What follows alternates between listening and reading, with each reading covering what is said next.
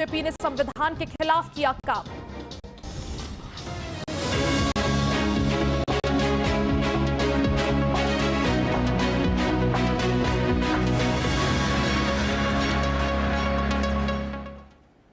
नमस्कार, स्वागत है आप सभी का। मैं हूं आप सभी के साथ रिया डंगवाल। आप देख रहे हैं HNN न्यूज, जुनून सच दिखाने का। बुलेटिन की शुरुआत करेंगे खबर हरियाणा के साथ।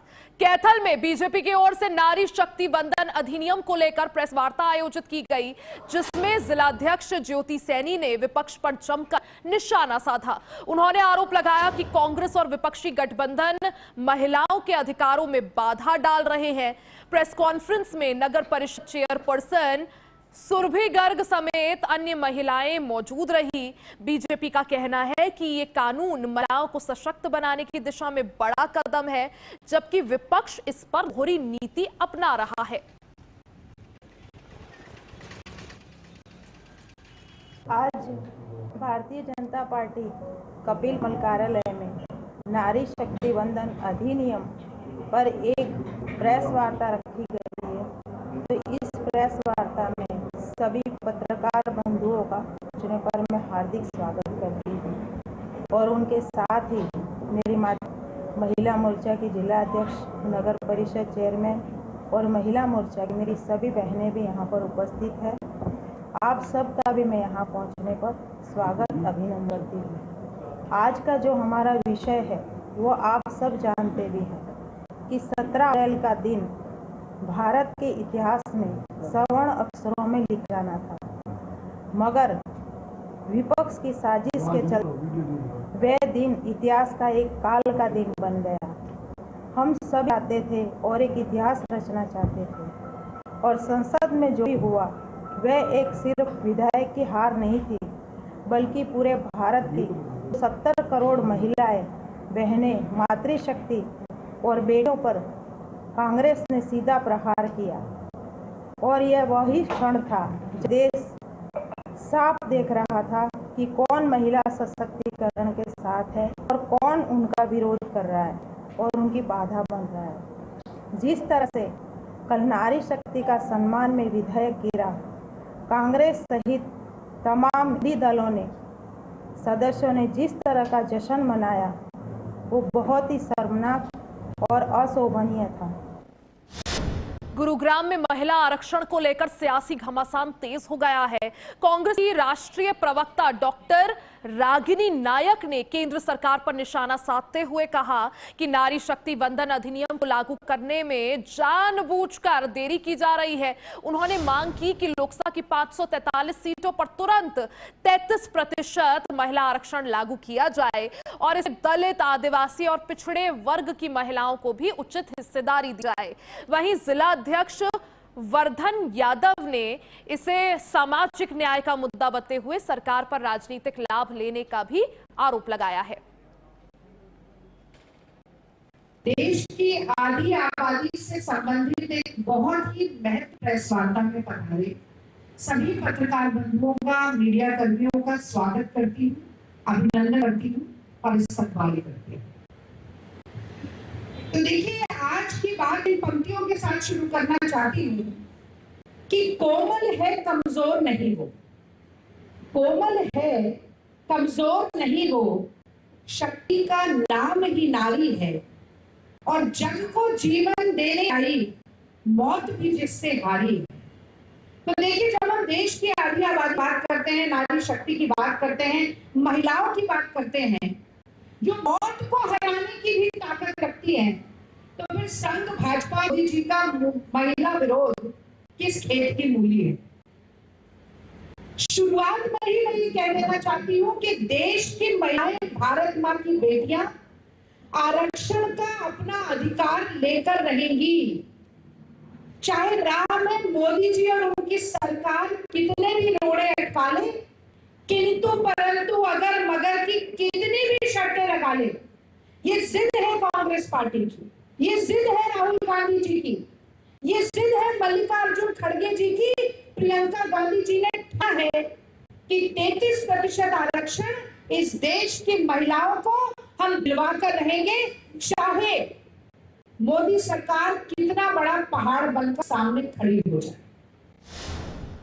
और रोहतक में जेजेपी कार्यालय आयोजित बैठक के दौरान पूर्व डिप्टी सीएम दुष्यंत चौटाला ने बीजेपी सरकार पर जमकर निशाना साधा।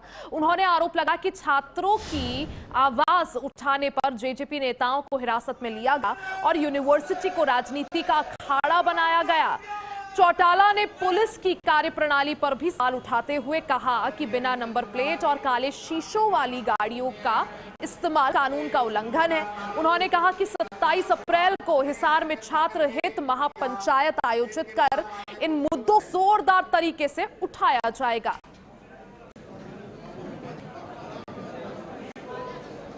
यूनिवर्सिटी के अंदर छात्रों ने जो अपनी मांग यूनिवर्सिटी सिस्टम में जो राजनीति भी करना चाह रही थी उसके विरुद्ध में उठाई और उससे घबरा भारतीय जनता पार्टी ने रातों रात हमारे प्रकोष्ठों के साथियों को उठाया भी और उठाकर उनके खिलाफ 333 बीएनएस जो कि ट्रेस पासिंग और डैमेज टू पब्लिक प्रॉपर्टी है उसका पर्चा दर्ज किया। उस विषय को भटकाने के लिए एक साजिश रचने का काम एक ही उद्देश्य है कि यूनिवर्सिटीज और यूनिवर्सिटीज के अंदर हर संगठन का साथी अपनी बात रख पाते। मगर पिछले अरसे से यूनिवर्सिटी को एक प्लेग्राउंड बना लिया है पॉलिटिकल विचारधारा, जिसके हम विरोध में आज भी और कल भी। खबर कैथल से है, जहां कैथल में निजी स्कूलों की मनमानी पर प्रशासन सख्त नजर आ रहा है। डीसी अपराजिता ने निजी स्कूल एसोसिएशन के साथ बैठक कर स्पष्ट निर्देश दिए कि किताबों और स्टेशनरी के लिए किसी एक विक्रेता को तय ना किया जाए और अभिभावक पर अनावश्यक खर्च का दबाव ना डाला जाए। उन्होंने कहा कि सभी स्कूल शिक्षा विभाग के नियमों के अनुसार ही अन्य मापदंड तय करे। साथ ही चेतावनी दी कि शिकायत मिलने पर कार्रवाई की जाएगी। के पास अलग अलग थे और समाज के अलग अलग वर्ग और तबकों के द्वारा एक कॉमन शिकायत सामने आई है। वो शिकायत ये है कि जो स्कूल के हमारे बच्चे हैं, खासकर प्राइवेट स्कूल्स के, और उसमें भी छोटी क्लासेस के बच्चे, छोटी कक्षाओं के बच्चे जो पढ़ते हैं प्राइवेट स्कूल में, तो उनको ये रेकमेंड किया जाता है स्कूलों के द्वारा कि एक किसी पर्टिकुलर दुकान वाले से ही किताबें हैं, और फिर वो जब जाते हैं अभिभावक दुकान वाले के पास तो 4 रुपए का एक पूरा पैकेज बना के दिया जाता है, जिसमें उनको ये फोर्स किया जाता है एक तरह से कि उसमें जो भी है पैकेज, पेंसिल हो, रबर हो, क्रेयॉन्स हो, खाली फाइल्स फोल्डर्स हो, वो उसके लिए अभिभावकों को फोर्स किया जाता है और 4 से 5 हजार का एक राशि बनती है। महेंद्रगढ़ के कनीना नगर पालिका उपचुनाव को लेकर प्रशासन ने तैयारियां तेज कर दी हैं। एसडीएम जितेंद्र ने बताया कि नामांकन प्रक्रिया जारी है जो 25 अप्रैल तक चलेगी, जबकि 27 अप्रैल को नामांकन पत्रों की जांच होगी।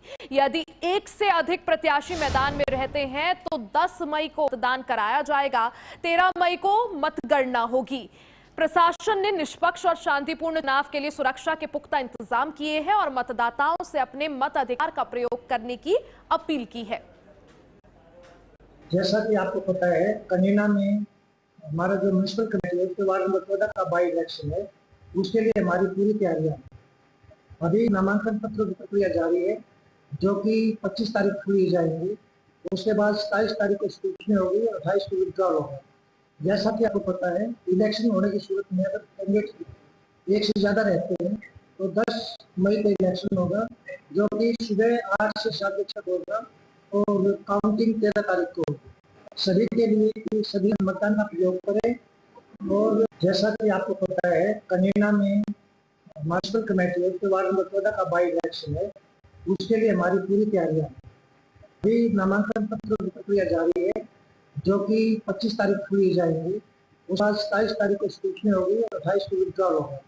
जैसा कि आपको पता है, इलेक्शन होने की सूरत में कैंडिडेट एक से ज्यादा रहते हैं तो 10 मई को इलेक्शन होगा, जो कि सुबह 8 से शाम के 6 बजे तक होगा और काउंटिंग 13 तारीख को होगी। सभी के लिए कि सभी अपने मतदान का प्रयोग करें और अगर किसी को कोई भी किसी प्रकार की शिकायत पूछना चाहते हैं तो हमने कंट्रोल रूम स्थापित किया है, जिसका नंबर 01285 294 030 01285 294 030।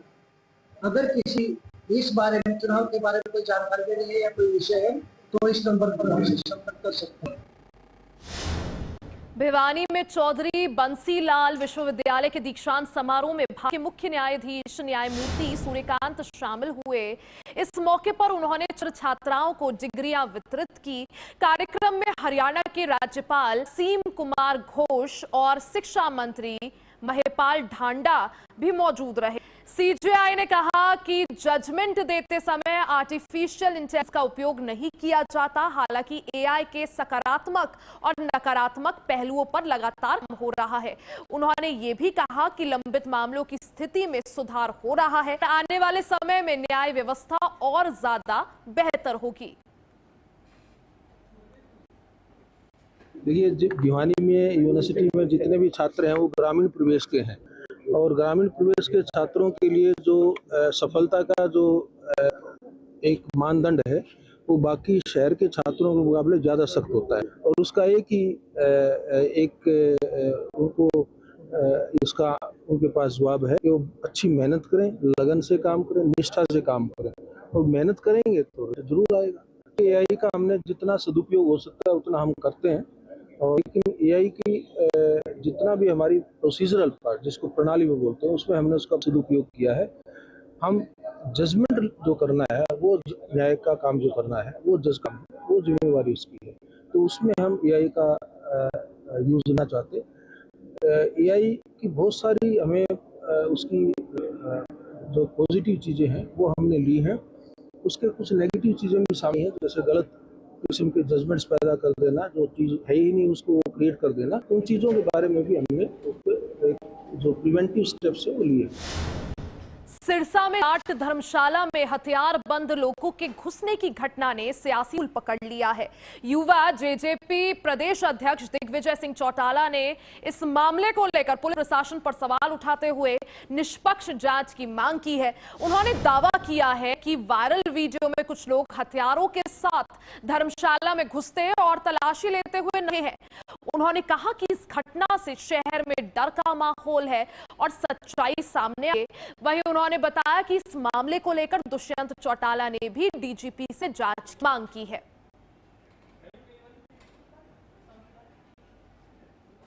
2 बजे हमारी धरोहर और इलाके की बहुत बड़ी धार्मिक प्रांगण जो है जाट धर्मशाला के अंदर तकरीबन 8 सिविलियंस, हथियारबंद सिविलियंस असोल्ट राइफल लेकर के AK-47 कार्बाइन और पिस्टल्स लेकर के दीवार फांद करके तकरीबन आधे घंटे से भी ज्यादा समय बंदूक को ले घूमते रहे, तांडव मचाया और उसके पश्चात जो भी कार्रवाई उन्होंने करनी थी उसके करने के बाद पिछली दीवार को फांद कर वो वहां से भागने कामयाब रहे। जो वीडियो फुटेज में नजर आ रहा है मैं आपके साथ साझा करूं, उसमें 2 व्यक्तियों के पास AK-47 हथियार, एक व्यक्ति के पास पिस्टल और एक व्यक्ति के पास ऐसा प्रतीत होता है जो वेपन होता है वो उनके हाथ में। खबरें और भी वो भी आपको दिखाएंगे। यहां रुकेंगे एक छोटे से ब्रेक के लिए, फौरन वापस आएंगे, बने रहे हमारे साथ।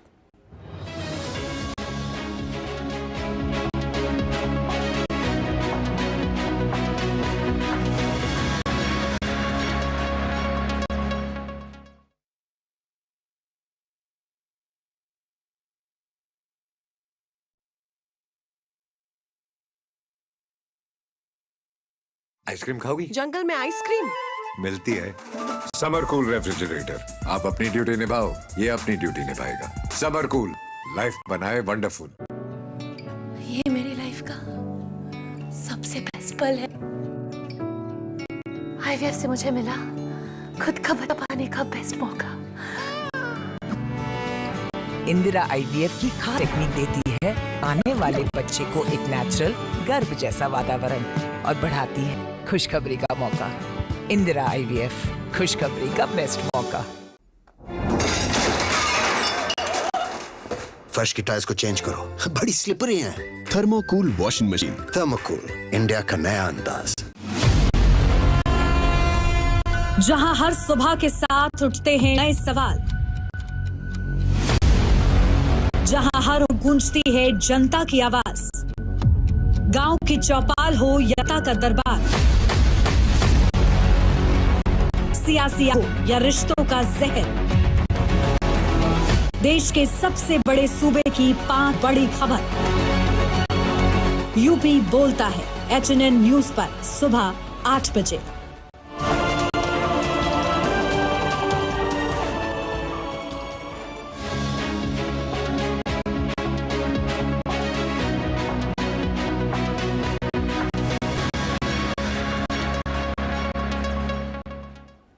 फिर से आप सभी का स्वागत है। आगे बढ़ते हैं, खबर गोहाना से है, जहां गोहाना में कर्मचारियों का आंदोलन लगातार दूसरे दिन भी जारी रहा। नगर पालिका कर्मचारी बैनर तले कर्मचारियों ने उल्टी झाड़ू प्रदर्शन कर सरकार के खिलाफ नारेबाजी की। प्रदर्शनकारियों ने कच्चे कर्मचारी और कर्मचारियों को पक्का करने, सम्मानजनक वेतन, पुरानी पेंशन विरोध करने और ठेकेदारी प्रथा खत्म करने की मांग उठाई। कर्मचारियों ने आरोप लगाया कि इसने वादा खिलाफी की है। चेतावनी दी गई कि 22 और 28 तारीख को भूख हड़ताल करेंगे और मांगे पूरी ना होने पर 1 मई से अनिश्चितकालीन हड़ताल शुरू की जाएगी। सफाई कर्मचारियों ने उल्टा झाड़ू पकड़कर यहां पर प्रदर्शन किया और अपनी मांग मनवाने के लिए प्रदर्शन किया जाएगा। इस तरह तो है कि प्रदर्शन करने पर सरकार मजबूर है और इतनी तानाशाही कर रही है कर्मचारी कि उनका मजबूरन आंदोलन छेड़ना पड़ रहा है। और इस गर्मी में वे काम तो करते हैं और अपने हक के लिए लड़ना भी पड़ता है। सरकार से बार बार चेतावनी देते हैं, बार बार विज्ञापन देते हैं, लेकिन बस नहीं हो। सरकार ने इतनी बेशर्मी थाम रखी है कि हमने भूखा मर के भी काम करना पड़। सुबह 6 बजे घर से निकलते हैं, बच्चे पढ़े या सोए उठे ना, कुछ अपना कुछ नहीं है।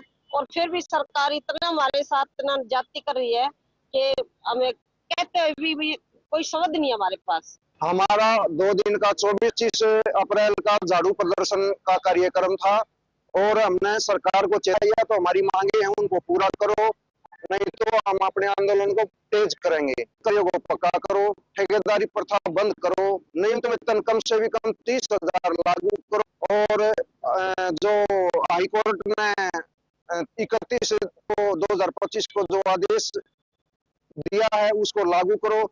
जब तक भी हमारे यहाँ कच्चे कर्मचारी वाली है या पुरानी पेंशन बहाल करने की है, उसको जब तक हमारी मांगों को मानेंगे हम अपना प्रदर्शन ऐसे ही चालू रखेंगे। पलवल में बिजली कर्मचारियों ने अपनी लंबित मांगों को लेकर पुराना कोर्ट परिसर स्थित एसआई कार्यालय पर जोरदार प्रदर्शन किया। एसआई कार्यालय पर यह प्रदर्शन किया गया। All Haryana power corporation work union के आह्वान पर पलवल, नूह और होल्ड डिवीजनों के सेक्रेटरी इकट्ठा हुए और 1 दिवसीय सांकेतिक गेट मीटिंग कर प्रशासन के खिलाफ नारेबाजी की। यूनियन नेताओं का आरोप है कि 5 में गए 32 सूत्रीय मांग पत्र पर अब तक कोई भी ठोस कार्रवाई नहीं हुई है। कर्मचारियों ने चेतावनी दी है कि मांगे अगर नहीं मानी गई तो सोमवार से अनिश्चित धरना शुरू किया जाएगा। देना अपने कर्मचारियों की जो समस्याओं के संदर्भ में लगभग 4-5 महीने पहले 32 मांग पत्र एससी साहब को दिया था और उस मांग पत्र पर हमारी 2 दौर की बातचीत भी हुई एससी साहब के साथ और हर बार एससी साहब केवल आश्वासन टालमटोल की नीति पर काम करते रहे और आज तक हमारे कर्मचारियों की कोई भी समस्या का समाधान नहीं हुआ। तो उन सब चीज़ों को देखते हुए हमने सब यूनिट स्तर से लेकर यानी सब डिवीजन जितने भी हमारे सर्कल पलवल के अधीन, उनमें फिर डिवीजन स्तर पे जिसमें हमारे होडल डिवीजन है, पलवल डिवीजन है और नू डिवीजन है, वहाँ भी हमने प्रोटेस्ट किया है। और आज उसी कड़ी में हम यहाँ पलवल सर्कल पे एससी साहब के यहाँ आए हैं मांगे नहीं तो हमारी जो यूनियन कमेटी है उसमें कोई ठोस फैसला लेकर, वैसे तो हमारा ये नहीं मानी जाएंगी, हमारा ये प्रोटेस्ट चलता रहेगा। आज हमारा जो प्रदर्शन है, हमने ऐसी 5-6 महीने पहले लगभग एक 32 सूत्री मांग का एक मांग पत्र दे रखा है। लगातार हमारी कई दौर की बातचीत हो चुकी है, लेकिन सिवाय झूठे वादे देने के सिवाय कोई ठोस कार्रवाई नहीं करते एससी साहब।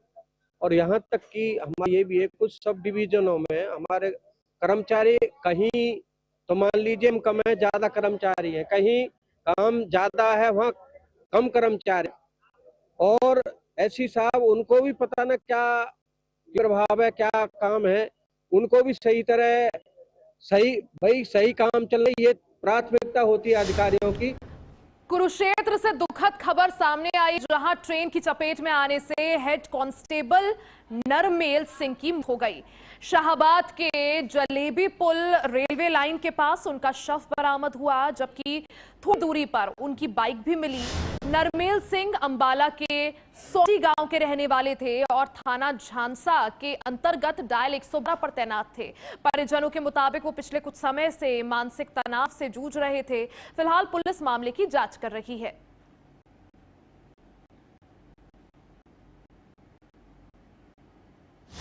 यमुनानगर के जगाधरी के डिंपल कॉम्प्लेक्स में हरियाणवी सिनेमा को लेकर खास उत्साह देखने को मिल रहा है, जहां सैकड़ों कार्यकर्ताओं के साथ पहुंचे कैलाश शर्मा ने मशहूर सिंगर मासूम शर्मा की फिल्म लाइसेंस देखी। इस दौरान उन्होंने कहा कि मासूम शर्मा ने हरियाणा ही नहीं बल्कि देश विदेश में भी अपनी पहचान बनाई है। उन्होंने हरियाणवी फिल्मों को सांस्कृतिक और परंपरा को आगे बढ़ाने का मजबूत माध्यम बताया। उन्होंने कहा कि हरियाणवी फिल्में संस्कृति और परंपरा को आगे बढ़ा रहे हैं। पिंजौर में फिल्म इंडस्ट्री विकसित करने की भी उम्मीद जताई गई है। फिल्म को कई राज्यों में अच्छा रिस्पांस मिल रहा है, जो हरियाणवी सिनेमा के बढ़ते प्रभाव को दर्शाता है।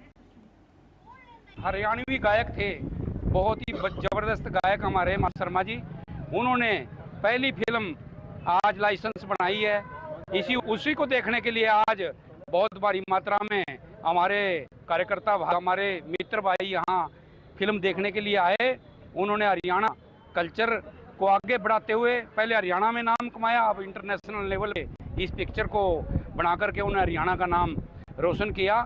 इसके लिए हम उनको बहुत बधाई देंगे और आज इस फिल्म को देखेंगे और देखने के बाद भी हम सब लोगों को अपील करेंगे इस फिल्म को देखें और अब हरियाणा के कल्चर को आगे बढ़ाएं।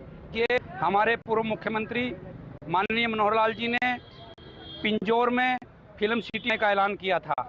उसी में हमारे आज मुख्यमंत्री नैब जी उसी को आगे बढ़ाते हुए बहुत जल्दी हमारी इंडस्ट्री यहाँ बनेगी और हरियाणवी कल्चर को बढ़ाने के लिए हमारी सरकार संवेदनशील है। उस पर पूरे जोर शोर से हमारे मुख्यमंत्री नैब जी लगे हुए हैं। मासूम शर्मा जी वैसे ही हरियाणा के युवाओं के दिलों में बसते हैं। उनकी ये पहली फिल्म है जो कि आज थिएटर्स में लगी है और मैं देख रहा हूँ कि युवाओं के अंदर बहुत उत्साह है और हम भी ये पिक्चर देखने।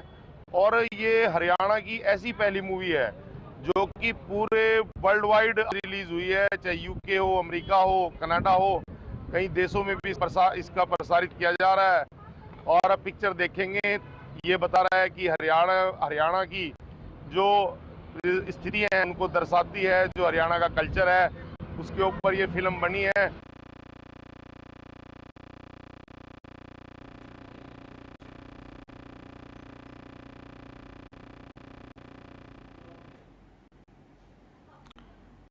तो हरियाणवी सिंगर मासूम शर्मा की एक फिल्म रिलीज हुई है जिसे काफी अच्छा रिस्पांस मिल रहा है।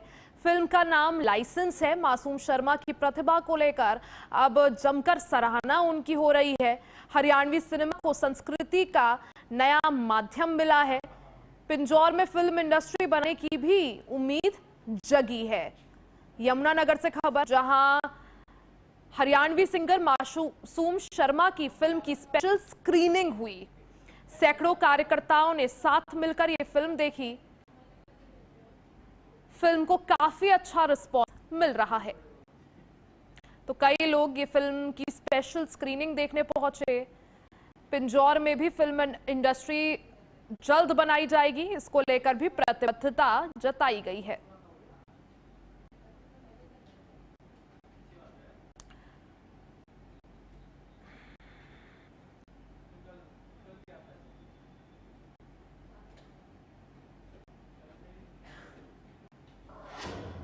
और अब बड़ी खबर आपको राजधानी दिल्ली से बता दें। दिल्ली में दिल दहला देने वाली वारदात सामने आई है।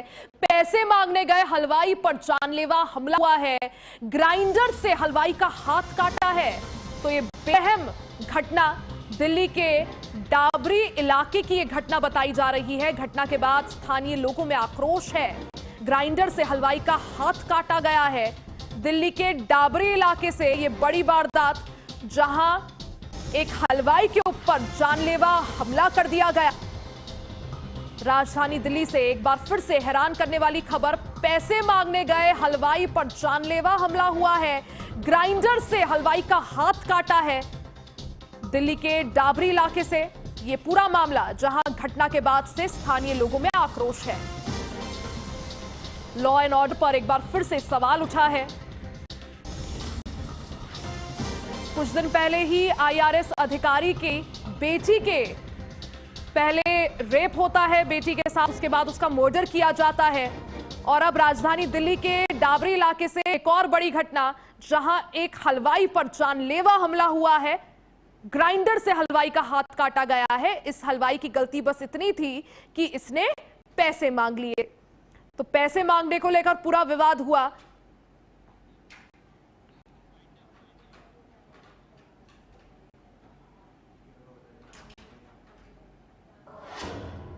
इसी के साथ बुलेटिन में फिलहाल के लिए बस इतना ही। बने रहे हमारे साथ, देखते रहे एचएनएन न्यूज़, जुनून सच दिखाने का।